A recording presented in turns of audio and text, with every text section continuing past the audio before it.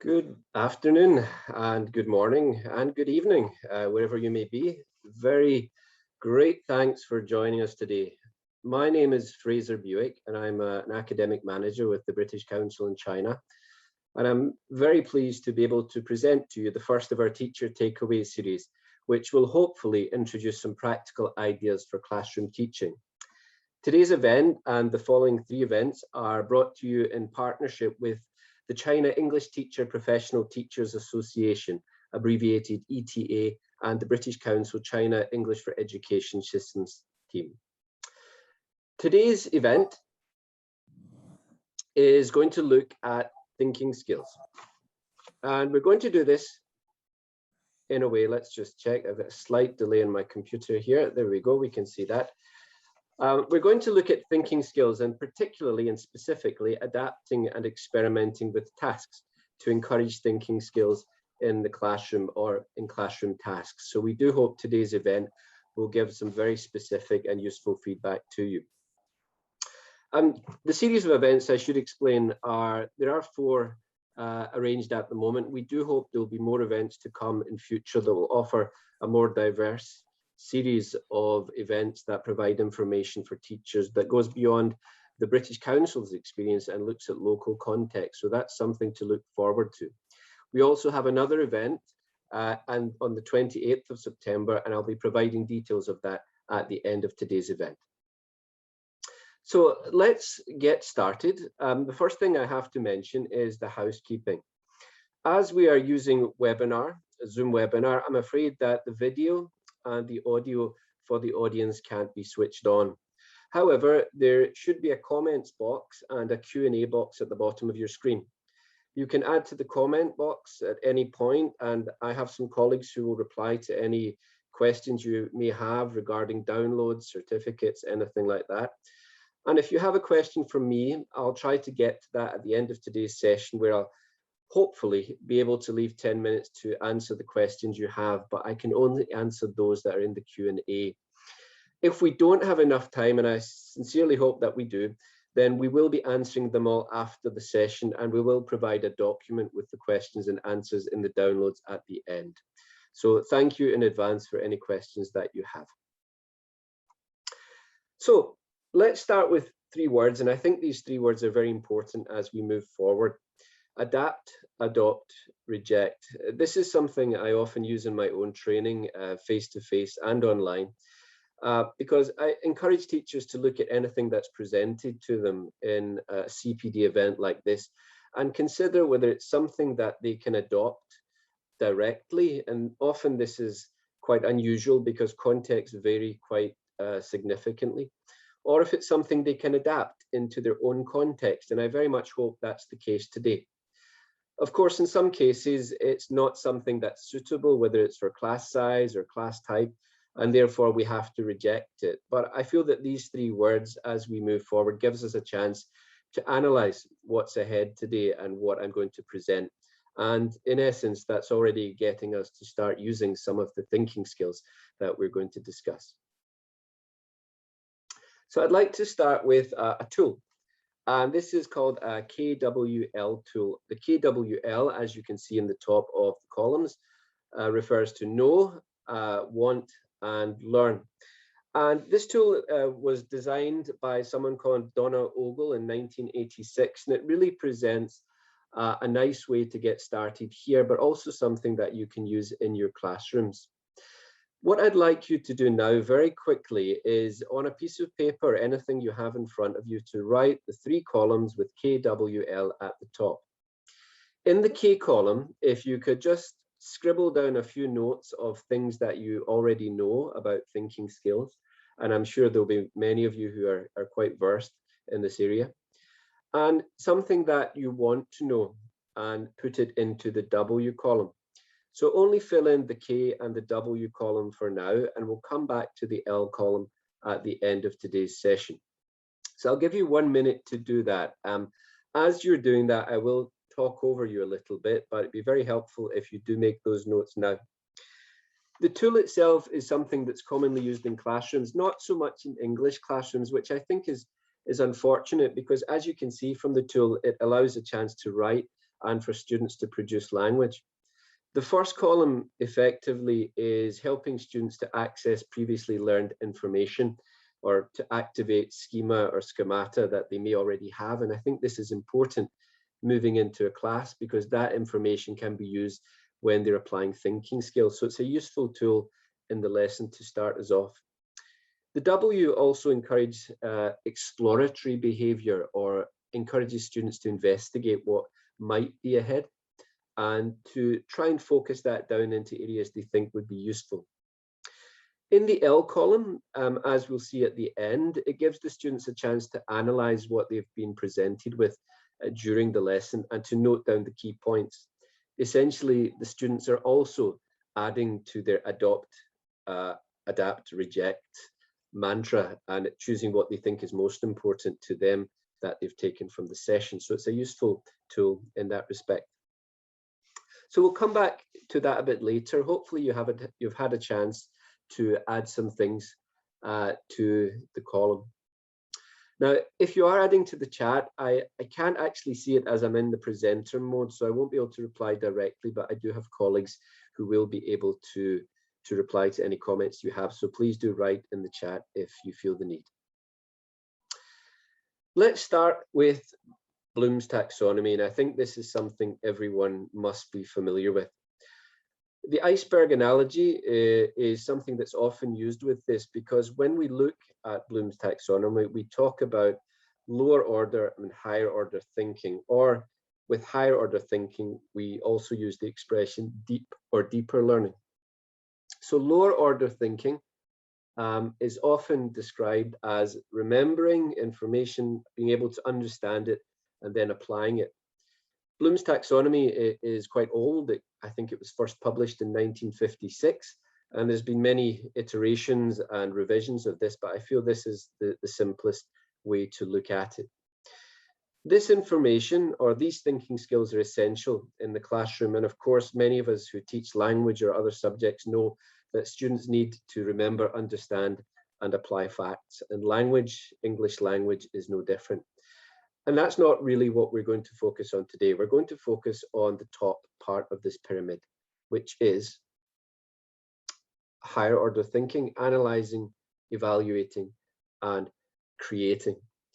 So this is the area we want to look at. And I have a little sentence that I use to help me remember, just in case we forget the order, and that's rise up and always ask at every chance.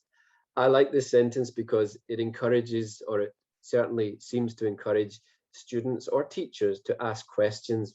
And I feel that questions are one of the key tools and ways to really develop thinking skills and our understanding of problems.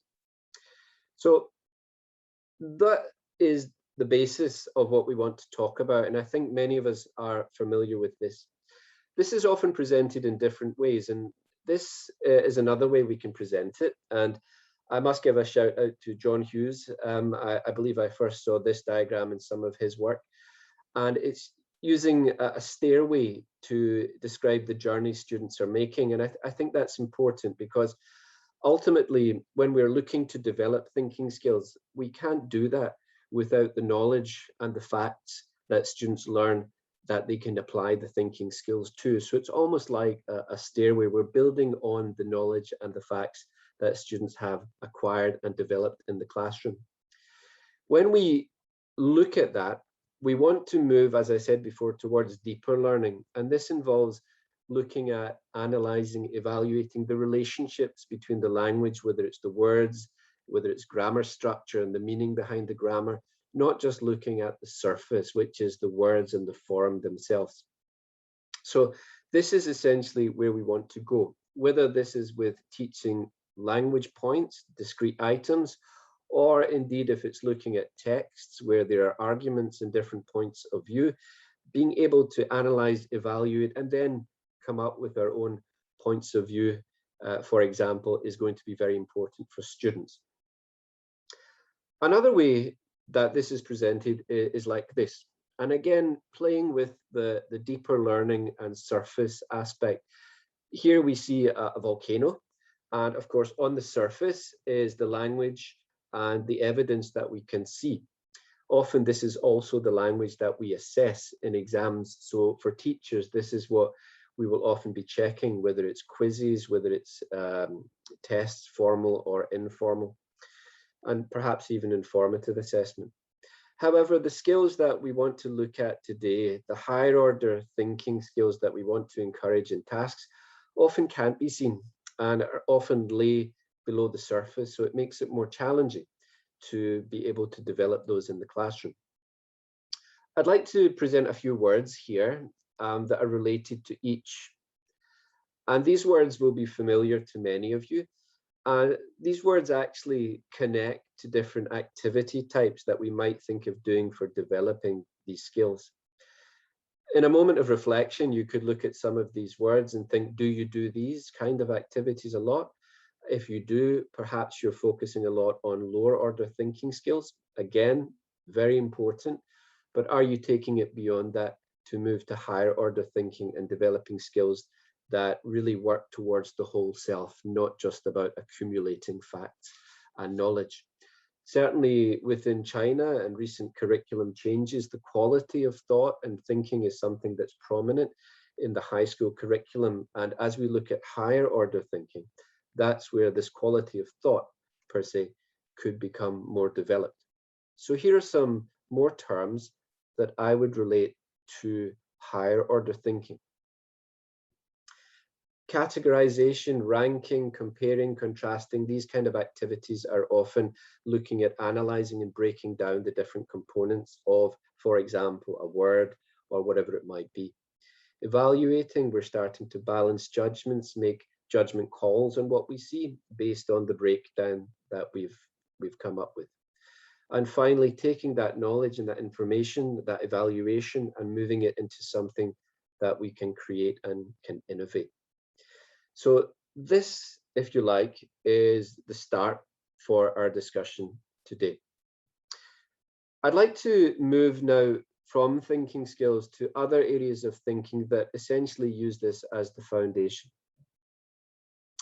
As we do that, I think it's important that we also think about whether these activities are going to be done individually or collaboratively with other students.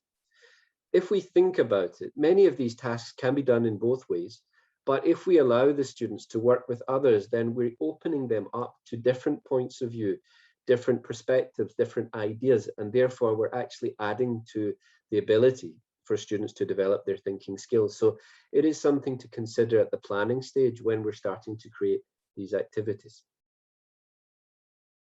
So what other areas can we build into? Well, there are some other common terms. Now, let me just switch on a light here to make it a little bit lighter. I think it's getting darker here in Beijing. The areas that we commonly refer to are critical thinking and problem solving, and creative thinking and developing creativity. These are common in curricula around the world, and I've put them together here deliberately because often they are linked, and I'll get into that in just a moment. The other aspect that I think is important here is the communicative and collaborative aspect of tasks, because these often contribute greatly to the development of thinking skills. Well, students do think for themselves, and certainly if you look at most definitions of critical thinking, that's a key aspect. But if they have different perspectives and different ideas to work from, then the collaboration can really help to push that forward and make it much more effective. So let's take that for example. Often we see that creativity and critical thinking, they come together. Creativity can come from good critical thinking, and in essence, critical thinking can come from creativity, as we'll see in just a second. Some key aspects of tasks that are creative or develop creativity, often they don't have a single answer, right or wrong, and this allows students to work within the task remit to come up with solutions they think could apply. I've put in brackets above here divergent thinking, and this is the idea of creativity expanding into different areas of thought and solutions. So we're not narrowing down on a particular solution, but we're looking at many possible solutions and tasks that encourage that can support creative thinking. We want the tasks to be innovative and creative. That doesn't mean they have to be completely original. Of course, they can be building on knowledge that students already have and innovating from that. I think we use the expression standing on the shoulder of giants, and I think that perhaps applies in this case.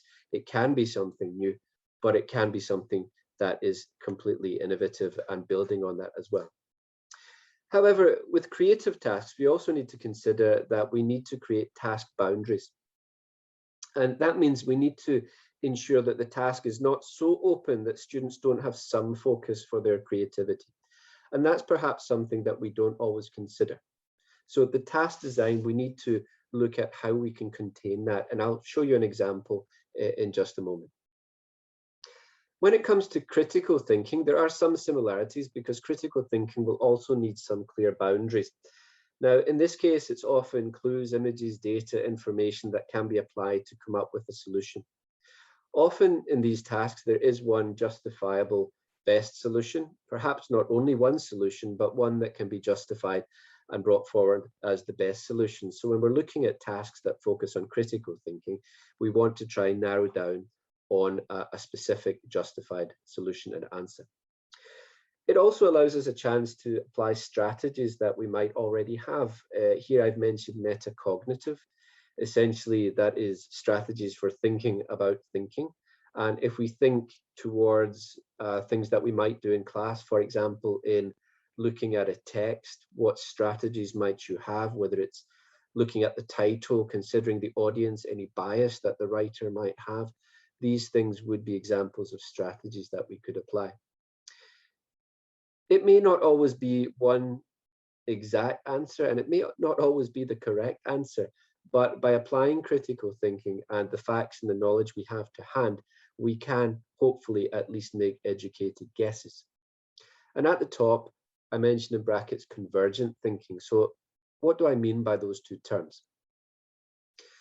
Well, I'll explain that in just a second, but I think before I show you the diagram that I have prepared, it's important to consider that both of these types of thinking often work symbiotically.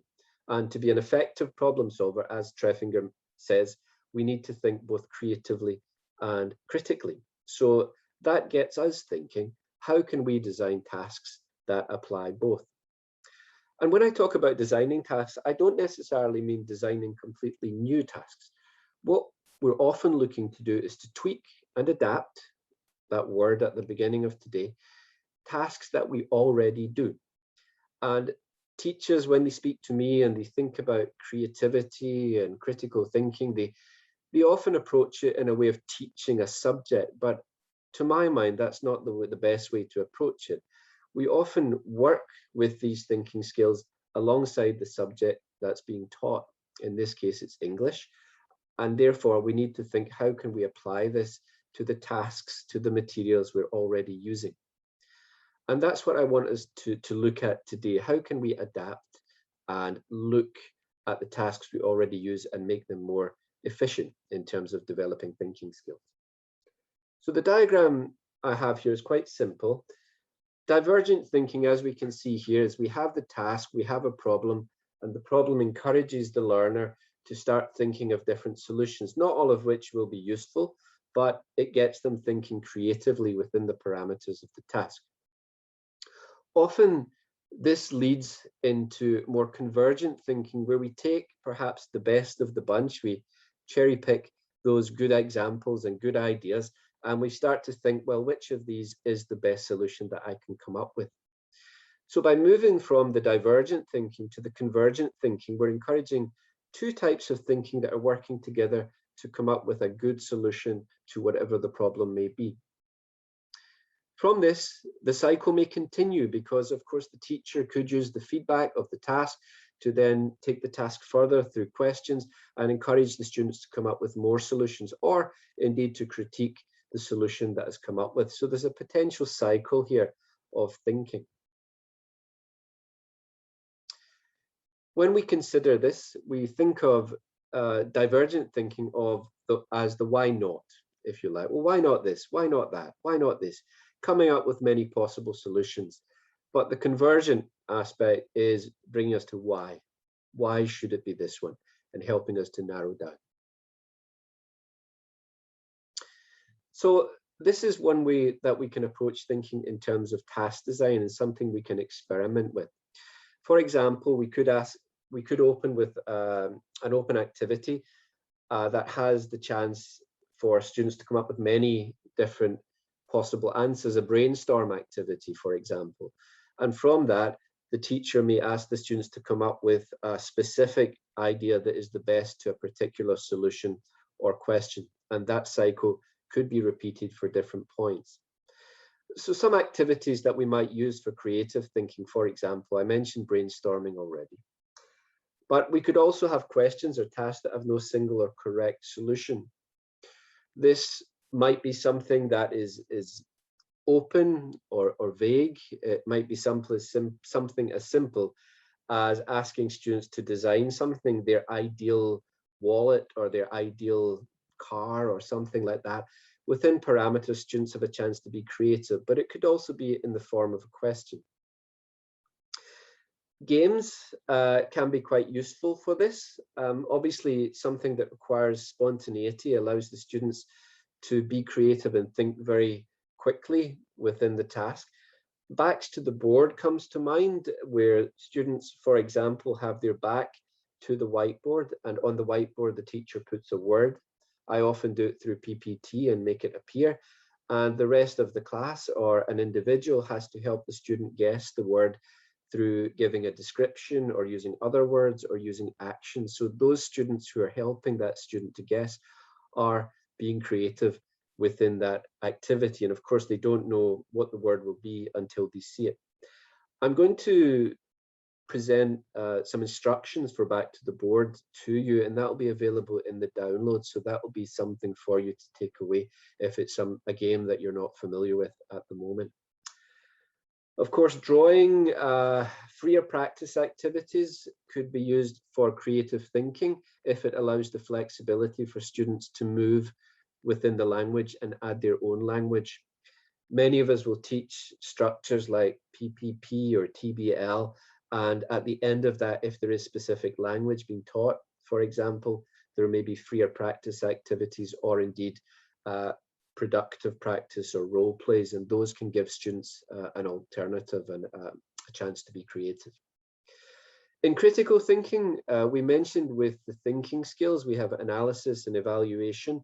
These are often applied to critical thinking, so things like ranking, sorting, ordering, these can be very helpful.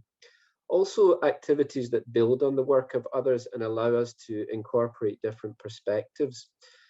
Pyramid discussion is a great example of this, and I'll illustrate that in just a moment, because it's an activity that can apply both creative thinking and critical thinking in one, and that perhaps gives us an example of something that we can use in our own design or adaptation of the tasks we're teaching. Again, similar to creative thinking, we need to set work within parameters and make sure the task is scaffolded so students know what to do. If the tasks are too wide, then of course it becomes difficult for students to apply their own knowledge to the task and perhaps apply different thinking skills to it. So we want it to have some clear outcome and clear instruction. And of course, as mentioned before, strategies, whether they're explicit and we're highlighting them, or strategies that students have already acquired, these are hopefully able to be applied to these tasks. So let's look at the pyramid discussion as a simple example. In this case, students have choices, and ideally the choices are not going to be the same, so students can disagree. And what we're trying to do is move from disagreement to consensus or agreement. The important thing here is there's communication and collaboration involved, which allows students to present their ideas and listen to the ideas of others. And as we'll mention in a moment, perspective is a critical part of critical thinking. This also motivates students because being able to express their ideas and try to justify them is quite motivating. You want to be able to show that your idea perhaps is better than other ideas. So this kind of activity has a number of benefits. Here's a very simple example that some of you may be familiar with. The sinking ship and the desert island. You can see from the instructions here that the parameters are quite narrow, and it's quite specific that the person, in this case the pairs, can only choose 3 items, and they have to come together to agree on those 3 items. So I put a list of items here, and this is what I might use in the task. The purpose of this task is not to make it easy, to make it something where there's more than 3 choices, and that way students have to narrow down to the best 3 choices they have. But before that, they have to use more creative thinking, because although we see items here, the usage of those items within a desert island setting or context could be multiple. And therefore, there are many creative ideas that students can come up with before they move to the more convergent response that is 3 choices. And that's the first part of the activity.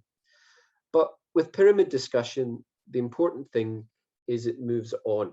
And you'll see from this diagram that when we have the task, we move from the pairs, and we move the pairs into 4 students. So that means 1 pair has 3 and 1 pair has 3, and they have to come together to make 3. So we're continuing the discussion, we're continuing that aspect of justification, and importantly, perspective, because perspective and understanding others' perspectives is very important when it comes to the critical thinking aspect. We do that again with the 4 to the 8, but again, in that 8, we only have 3 choices. So you can see the pyramid forming as we move down. At the end, we have feedback, reporting. This is where the teacher has a real opportunity beyond monitoring to get the students' ideas and perhaps to query and question them, because it is important that the teacher does critique where necessary, because feedback is essentially where a lot of the learning will happen. And this is where the teacher can highlight, not necessarily through correction or telling students what to think, but through questions and guiding them on how they've come to the conclusions they've come to. So that's an example of a pyramid discussion that can allow students to apply creative thinking and critical thinking. So I'd like to put some words up here, and I won't spend too much time here, but this is essentially some words we can use as a checklist for creative and critical thinking. Some of the words I've already mentioned: being original or innovative, not just copying; being imaginative, using the imagination where possible, such as the desert island; having a purpose or a reason for the task; and what is created from the task having some value, i.e. some value to the task or completion of the task, in our case as English teachers. Critical thinking, we want to make sure it's effective, and I'd like to highlight something that we'll move on to now, is not making decisions from emotion, trying to make decisions from fact and information that we have. And that's why it's important. For example, we can activate student schemata, as we did with KWL at the beginning, or we can provide parameters for students to work in. But also, students have the tools and the repertoire to be able to apply different aspects of critical thinking to any problem. For example, as I just mentioned, can they understand others' perspective? Are they willing to? Will they listen to others' ideas and be able to balance that? Or will they simply say, no, my idea is the right idea? So these are things we can take forward as a checklist, and it's something that might be helpful in task creation. I'd like to move into questions now. And before that, I'd like to highlight 4 aspects of critical thinking that I think are important. Perspective, assessing evidence, solving non-routine problems, and analyzing deeper structure. So we've mentioned perspective, assessing evidence, for example, understanding what is factual and what is opinion is an example of that. Being able to balance facts against context, against knowledge that you have, against other people's perspectives, for example. Solving non-routine problems could be problems that have more than one answer, and as was highlighted earlier, coming to the best possible answer within that and being able to justify it. And finally, deeper structure is looking at the meaning, the morals, the metaphors behind any text that we're working on. And how do we do that? Well, one of the best tools that we have is, of course, questions. Many of us know what closed and open questions are, so a very, very quick recap. Generally, closed questions only require very short answers, and they don't generally require much thinking on the part of the learner. They can answer quite quickly. What's your name? What do you like to eat on Sunday? Whatever it might be. Open questions have more variety of potential answer and do require more thinking for students to be able to answer the question. Obviously, the closed questions will be much easier to answer. One important thing to keep in mind, though, is that the form of the question is not necessarily always indicative of the type of question. So we do need to keep in mind what the student has to do to be able to answer the question. By this, I mean why questions can sometimes be closed questions. So just by asking a why question, this isn't always a question that opens up a lot of potential answers. Why do you like chocolate? It's sweet. Students don't necessarily have to go into any deeper thinking or thought to answer that question. So it's good to keep that in mind when we're creating questions.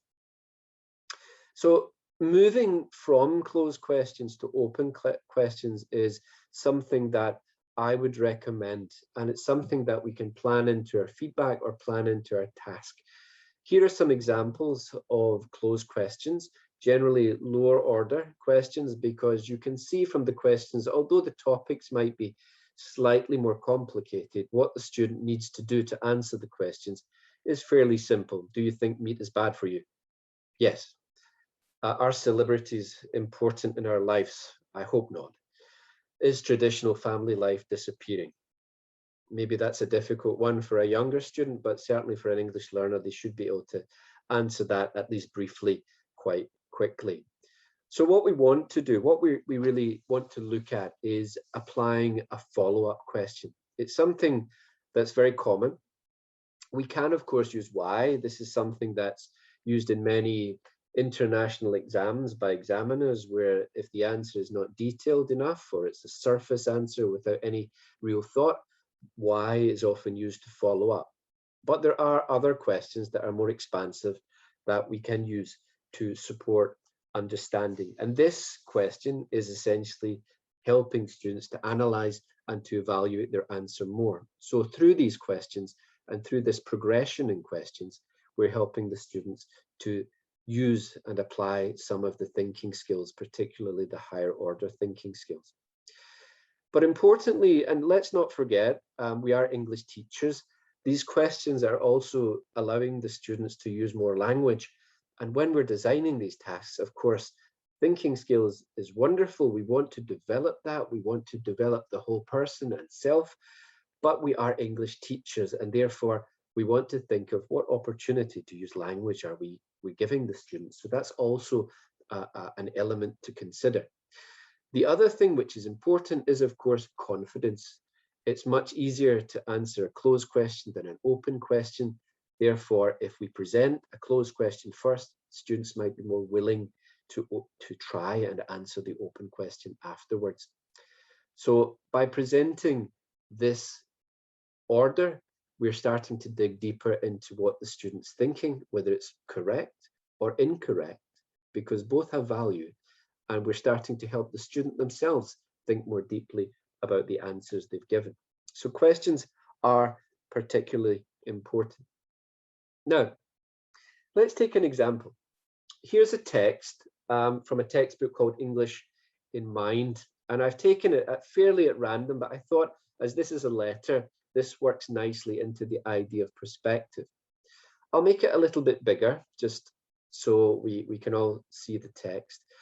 I'd like you just for a moment to think, have a quick scan of the text or a skim, and can you think of any closed questions that you might ask about the text? We can put that into the chat box, and I have the chat box here that I can see it. If you have any questions that you might ask about this text that are closed questions, can you put them in the chat now? I'll just give you 30 seconds, a minute to do that. I apologize if the text is not particularly clear. in the font that it's presented in, but hopefully you can do that.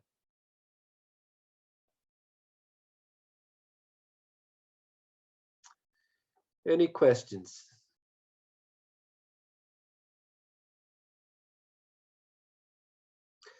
Nope. Well, okay, I'll give one example. Is the letter objective? Yes, no. Why do you think this? So closed into open. We're starting to get students to think about it. I realize it may take a minute or two to look at the text, so I'll give you just a moment.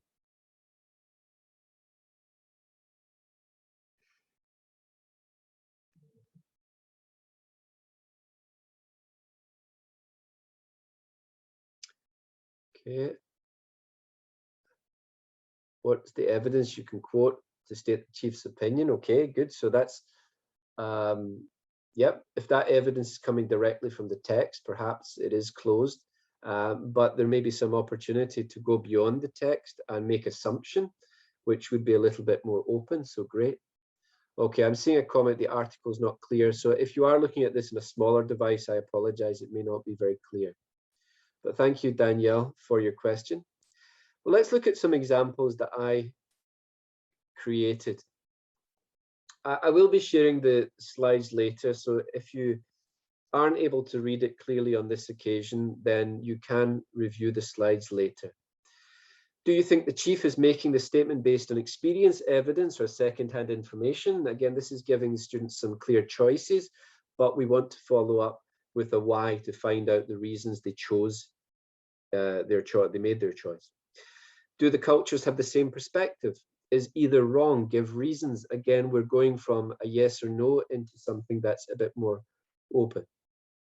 Did the chief have a chance to seek different opinions? How? From whom? So if you can see the questions here, you can see the progression from closed to open.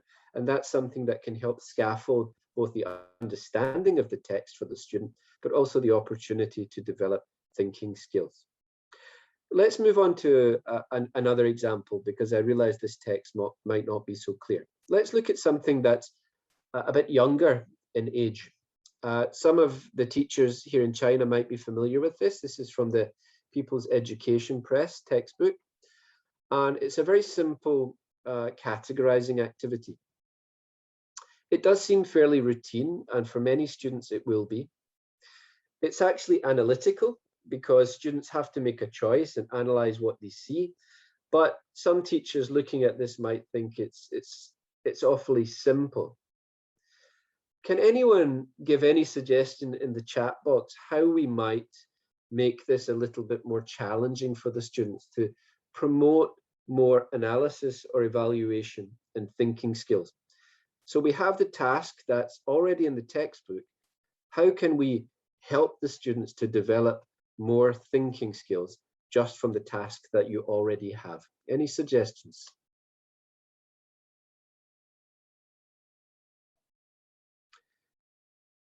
You can put it as a question or any suggestion that you have.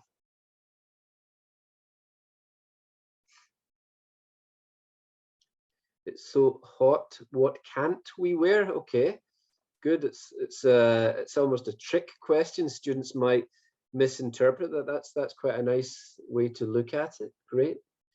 Add colors and adjectives. Good. So adding colors and adjectives. Ekaterina, where might that be? Where might you be adding the colors and adjectives?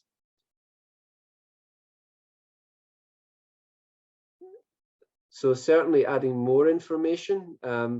Would that be just the colors that you see, or would it be something that's allowing students to apply a more analytical or evaluative skill?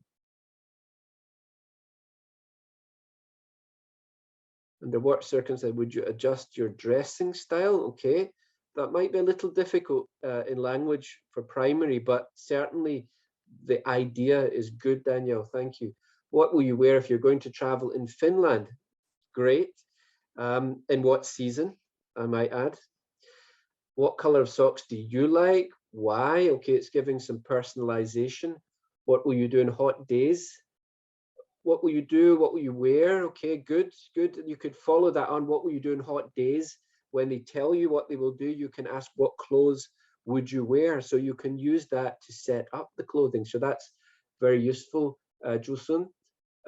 Puppy asks students to describe their own outfits. Okay, that's again, great personalization. Well, design your favorite clothes. Excellent. So that's following on from the activity. So I think that's really nice adaptation to make it more productive. Here's some ideas that I had. Why is the t-shirt only in column 1? Do you wear t-shirts when it's cold? Getting students to think about this, because I'm wearing a t-shirt now, it's summer, but I would wear a t-shirt when it's winter as well. Which items could go in both columns?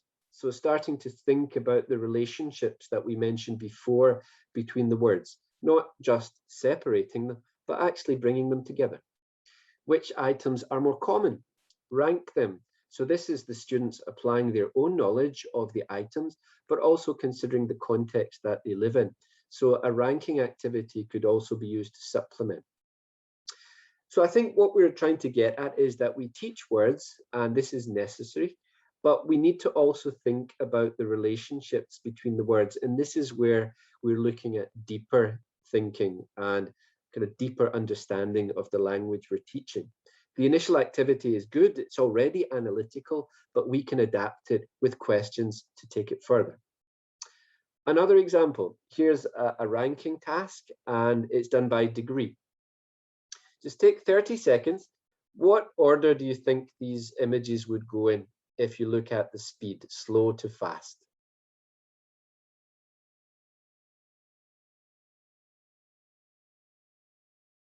You can add anything in the chat box if you like. You can add the slowest and the fastest.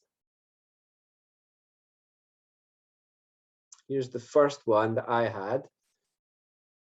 Ranking, yep, you're ranking. This is a Klein that allows you to rank by degree. So any series of words that you can establish a degree in, then this is a series that you can use a Klein for. For example, adverbs of frequency might be something you could use here. Transportation words, very common, but we can also think of degree here. Size, weight, speed in this case. So I'm going to slowly put my ideas in the ranking, and maybe you could tell me if you agree with my ideas.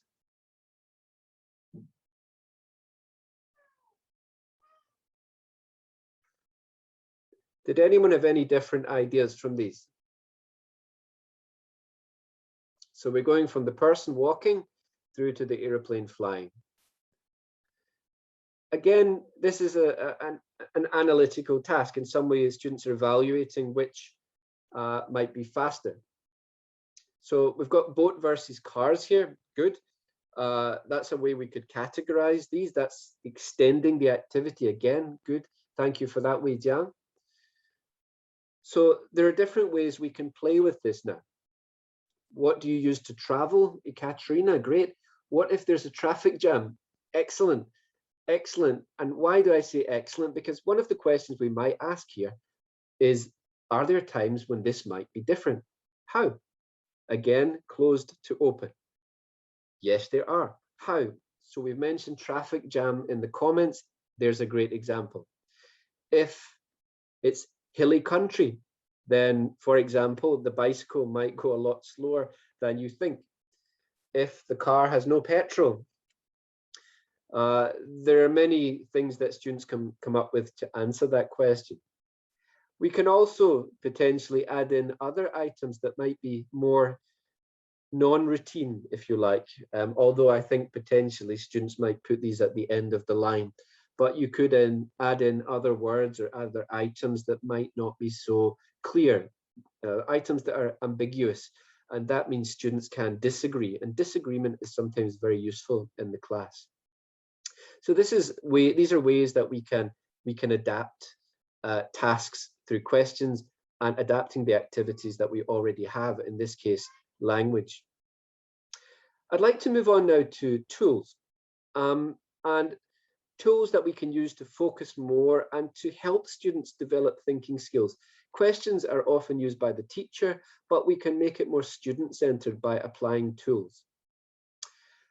In doing this, I'd like to introduce you, if you're not already familiar, to the work of Edward de Bono, who's a Maltese psychologist who sadly passed away just a few months ago. But he was responsible for creating some of the most prominent and widely used psychological tools for psychology, but tools that can also be applied to English language teaching. And I think this is something that we could all look at in adapting tools from other areas that can help support students within English language teaching environments. And the first tool I'd like to show you is moving us away from something called the intelligence trap, which is where we often look for information that supports the point of view that we already have. As Edward de Bono says, you cannot dig a hole in a different place by digging the same hole deeper. So in this case, we're looking at perspective. Here's a very simple tool that you could adapt or apply to any text or any problem that you're doing. PMI. Can I ask you just for a moment to think of any positive, negative, or interesting points from the ranking activity we saw? And if you could add them to the chat as the positive comment, negative, which is minus, and interesting. Just add 3 points in the chat now for each of these categories.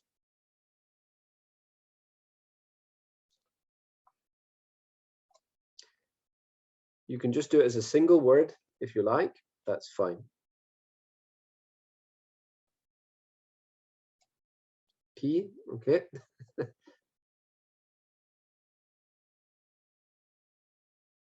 Yep, so we don't need to write the letter. I'd like you to write something that you can think of related to the activity that is positive for P. Okay, good, can cover all target words as positive, great. What about minus, Wei Jiang? Anything you didn't like? And it's important we think about that too. Making sense of the world, visual, straightforward, great. So also think of a minus and anything you think is interesting. Minus word form, okay, it's not there, okay, good. Visualized, I'm not sure if that's, I assume that's positive. And negative, need different ideas, good. Interesting scenario discussion, that's interesting, great. So you've got some really good ideas there, and think about this. If we give this simple task to your students, it might be something they really like, but you're forcing them to think of something they didn't like and something that's interesting, something they noticed. By doing that, you're actually encouraging students to think from different perspectives. So this little simple tool actually helps students to develop critical thinking because it allows them to listen to other points of view, even their own. Other activities that might do this are role plays. Think, pair, share, which is exactly as it suggests. Allow the students to think of their answer first, share with a partner, and then share with the group. So it's a very simple 3 stages of an activity. Debating or arguing controversial topics. For example, I might say Scottish food is the greatest food in the world. I can give my reasons, and I'm sure many people, and probably most people, can give reasons for it not being the case. But these controversial statements allow for 2 sides of an argument and to listen to 2 perspectives.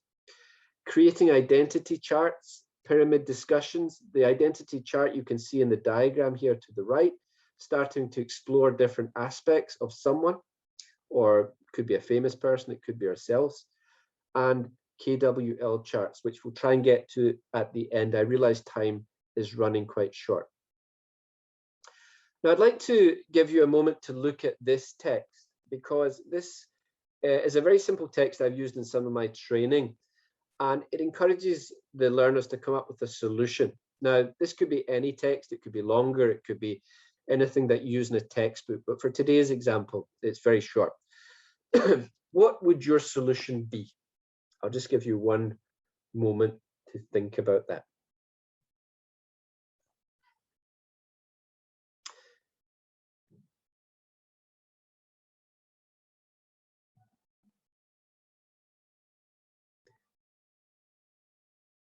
Now, I'm sure some of you already have a solution.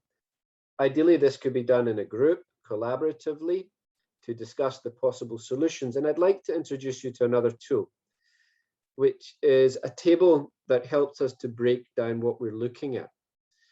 When we're looking at a text like this, we're obviously applying our own biases and our own knowledge to this, but sometimes we can overlook things, or we can perhaps take assumption or opinion as fact, which can be quite unfortunate if we're trying to come to a critical decision. The benefit of this table is it allows us to break that down. So what I might do with students is to provide this as a tool, and as a group, use this tool to take all of the facts out of the text and then to use that to come to a conclusion. And this actually, again, comes from something created by Edward de Bono, which is called the 6 thinking hats. And you can Baidu or Google this when you have time, but this table is adapted from these thinking hats, which is designed to guide thinking and allow a broader perspective and a broader scope of thinking on a problem.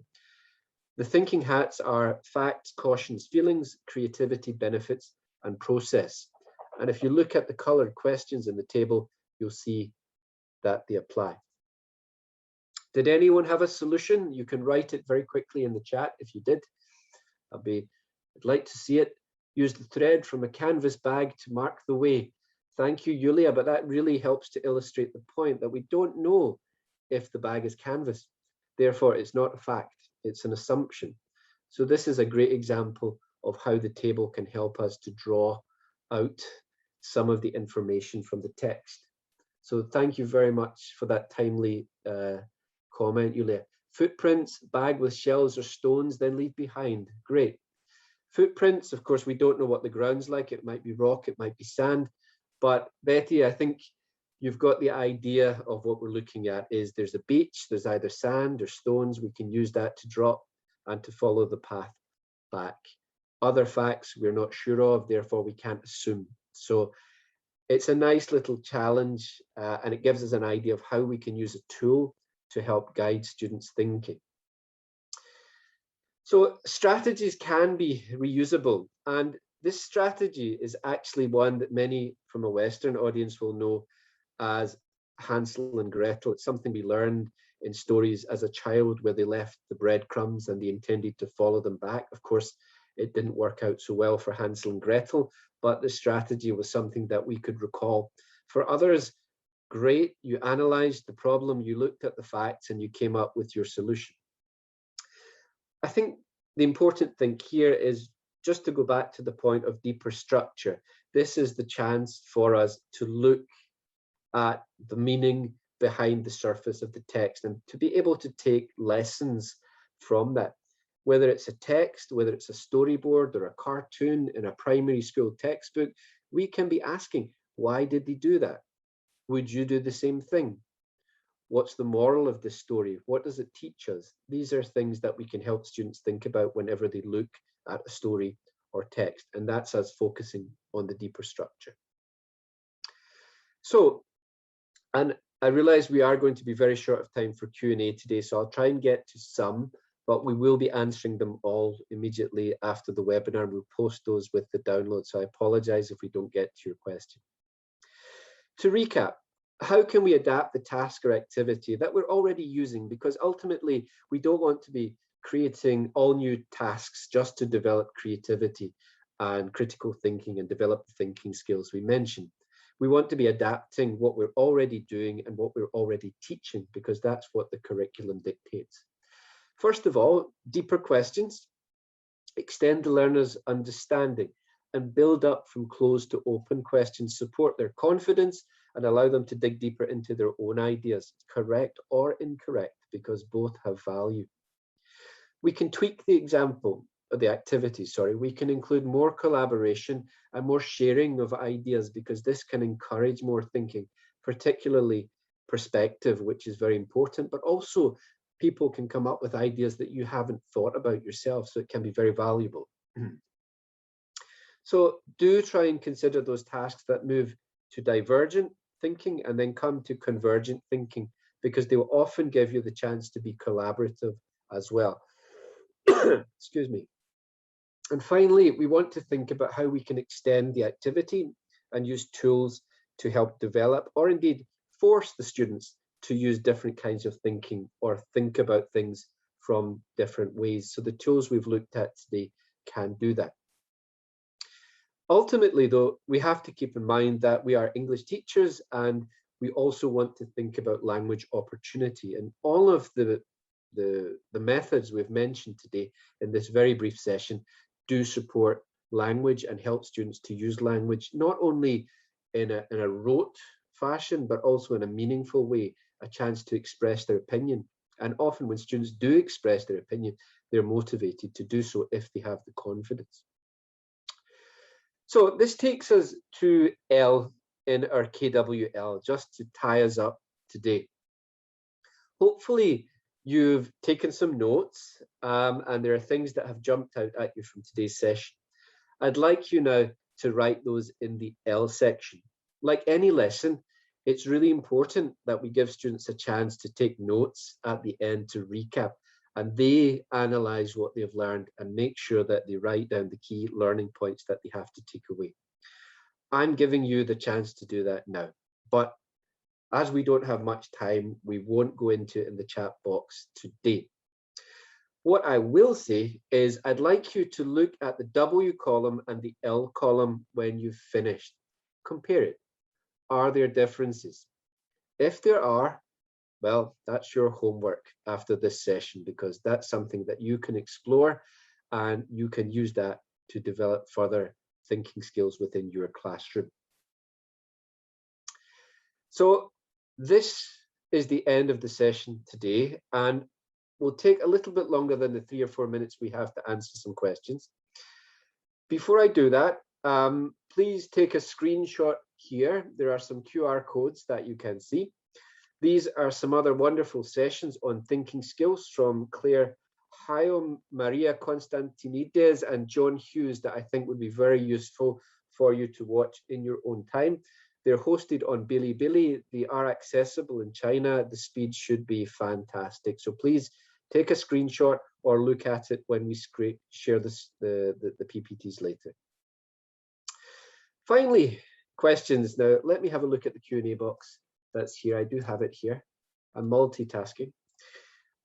You can also see that on the QR code that you see here, the certificates, the video, the recording, and all of the PPTs will be available by tomorrow at the latest. So please do check that when you have time. We do have another session on the 28th. Please register for that. It will be myself again. Okay, a couple of questions. Let's try and go through a few here. Thanks for the presentation. The activities from critical and creative thinking are really useful. Please, could you share examples to promote the creative thinking, especially for young learners in grade 1 or 2 students? Okay, I think we did a few with the PEP textbook. Creative, I think certainly anything, if we look at the thinking skills we mentioned before, categorization, ranking, these activities are really useful for students at the younger age. Even the KWL chart can be used for this, because you can allow students to draw, or you can use checklists for key points where students can tick what they know rather than having to write. So any of these tools can be adapted, but you have to think about what your students can do. If they can't write, maybe they can tick, or they can circle, or they can draw. And I think that's really useful to help the students for those tools, to still give them the chance to develop the skills, but to apply what they can apply and what motor skills they might have. It would be great to have some ready-to-use teaching resources on thinking skills. Well, yep, that would be, I would encourage people to look at psychologists like Edward de Bono and some of the tools that they've created, because more than what I've presented today, there are some wonderful tools out there, and they can be adapted to your context. Again, going back to adapt, adopt, reject. Don't just look at EFL or ELT. There are other contexts where you can take useful tools from to present to your students. Also look at the videos, the videos that we've presented in the QR code. I think that would also be really useful. There are really great ideas there from John, Maria, and Elaine. So please do check out those videos. And we'll answer one more. What would you see the most encountered challenges when teachers combine thinking skills in the ELT classrooms? Well, I think the biggest challenge that I see is teachers are overwhelmed by the thought of teaching thinking skills. They think they have to teach it, whereas I want to look at it as developing it, which means tweaking and adapting the tasks that you already do, rather than having to create new tasks. We don't have to recreate the wheel. Therefore, thinking about things like perspective, how to assess facts against opinion, whether it's non-routine, allowing students to think of their own answers or solutions, these can be very, very useful. The other thing is teachers often want to be involved. Sometimes the invisible teacher is important, where the teacher has to take a step back and let the students work things out for themselves. The feedback is still there, the teacher's still there to teach and to clarify, but sometimes if we really want to develop those skills, we have to let the students do it for themselves first. And that's sometimes a challenge for teachers, because they feel if they're not at the front and they're not teaching, then they're not doing their job properly, but that's not the case. So I would certainly encourage teachers to give the students that autonomy. And hopefully some of the tools that we have shown today and some of the video resources that we've shared can help you with that. Now, I'm afraid we're out of time today, and I do apologize, but I've spoken quite quickly as well, and I apologize if that's the case, just to get all of the content across to you. We will be sharing the slides, and we will be answering all of the questions that you've presented in the Q&A box in a document, and even the ones I've answered, I'll try and answer in more detail for you. Thank you very much, everyone, for attending, and I really hope that you can attend the next event on the 28th of September and the 2 events that come after that from my colleagues in Japan and Vietnam. And I do hope there'll be further events after that if it's something that's deemed successful and popular with our audience. Thank you very much. Very many thanks for attending. And I wish you all a good evening or a good morning, wherever you may be. Thank you.